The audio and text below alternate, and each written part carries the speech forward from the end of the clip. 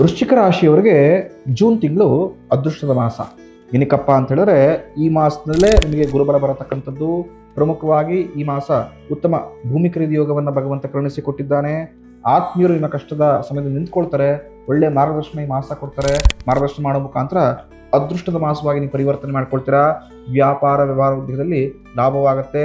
ಮನೆಯಲ್ಲಿರತಕ್ಕಂಥ ಸಣ್ಣ ಪುಟ್ಟ ಕಿರಿಕಿರಿ ವಿಚಾರಗಳು ದೂರವಾಗಿ ಮನೆಯಲ್ಲಿ ಶಾಂತಿಯಾಗೂ ನೆಮ್ಮದಿ ಅನಿಸುತ್ತೆ. ತಿಳಿದಿರಲಿ, ಭಾವನಾತ್ಮಕವಾಗಿ ಯಾವುದೇ ನಿರ್ಧಾರಗಳನ್ನು ಈ ಮಾಸ ತೆಗೆದುಕೊಳ್ಬೇಡಿ. ಭಾವನೆಗಳಿಟ್ಕೊಂಡು ಫೀಲಿಂಗ್ಸ್ ಇಟ್ಕೊಂಡು ಏನೇ ನಿರ್ಧಾರ ತೆಗೆದುಕೊಂಡ್ರು ಕೂಡ ಅದು ವ್ಯಾಪಾರ ವ್ಯವಹಾರದಲ್ಲಿ ನಷ್ಟವನ್ನು ಯಥೇಚ್ಛವಾಗಿ ತಂದು ಕೊಡುತ್ತೆ. ಯಾರ ವೆಹಿಕಲ್ಸ್ನ ಓಡಾಡಬೇಕಾದ್ರೆ, ಸ್ವಲ್ಪ ದೂರದ ಪ್ರವಾಸಗಳನ್ನು ಟ್ರಿಪ್ಗಳಿಗೆ ಹೋಗಬೇಕಾದ್ರೆ ಸ್ವಲ್ಪ ಜಾಗ್ರತೆ ಇದ್ದೋಗಿ ವೃಶ್ಚಿಕ ರಾಶಿಯವರು. ಇಲ್ಲದಿದ್ದರೆ ಸಂಪೂರ್ಣ ಪ್ರವಾಸ ಟ್ರಿಪ್ ಸಂಪೂರ್ಣ ಗೊಂದಲ, ಅಡೆತಡೆಗಳು, ಆಕ್ಸಿಡೆಂಟ್ಸಿಂದ ಕೂಡಿರ್ಬೋದು. ಯಾರು ರಕ್ತದೊತ್ತಡ ಕಾಯಿಲೆಯಿಂದ ಸ್ವಲ್ಪ ಸಫರ್ ಪಡ್ತಾ ಇದ್ದೀರಾ, ವೈದ್ಯರನ್ನು ಸಂಪರ್ಕಿಸಿ. ಅಥವಾ ಆದಷ್ಟು ಬೇಗ ಆ ಥರದ ಲಕ್ಷಣ ಕಾಣಿಸ್ತಿದ್ರು ಕೂಡ ವೈದ್ಯರನ್ನು ಸಂಪರ್ಕ ಮಾಡಿ ಆರೋಗ್ಯದ ಮೇಲೆ ಗಮನ ಹರಿಸಿ. ವೃಶ್ಚಿಕ ರಾಶಿಯವರಿಗೆ ಈ ಮಾಸ ಆರೋಗ್ಯದಲ್ಲಿ ಸ್ವಲ್ಪ ಮಟ್ಟಿಗೆ ಏರ್ಪೇರಾಗುತ್ತೆ.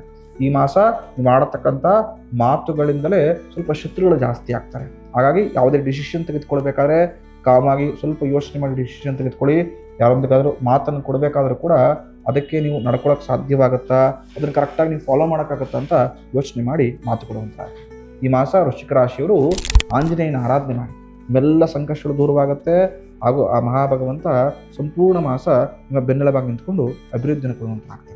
ವೃಶ್ಚಿಕ ರಾಶಿಯವರು ಸಂಪೂರ್ಣ ಈ ಮಾಸದ ಭವಿಷ್ಯವನ್ನು ತಿಳ್ಕೊಳ್ಬೇಕು ಅಂದರೆ ಭವಿಷ್ಯ ದರ್ಶನ ಯೂಟ್ಯೂಬ್ ಚಾನಲ್ನಲ್ಲಿ ವಿಡಿಯೋ ಲಭ್ಯವಿದೆ, ಹೋಗಿ ನೋಡ್ಬೋದು. ಹಾಗೂ ರೀಲ್ಸ್ ಇಷ್ಟವಾದರೆ ಆತ್ಮೀಯರಿಗೆ ಶೇರ್ ಮಾಡಿ, ನಮ್ಮ ಪೇಜನ್ನು ಫಾಲೋ ಮಾಡೋ ಮುಖಾಂತರ ನಮ್ಮನ್ನು ಕೂಡ ಪ್ರೋತ್ಸಾಹಿಸಿ ಅಂತ ಕೇಳ್ಕೊಳ್ತೇನೆ.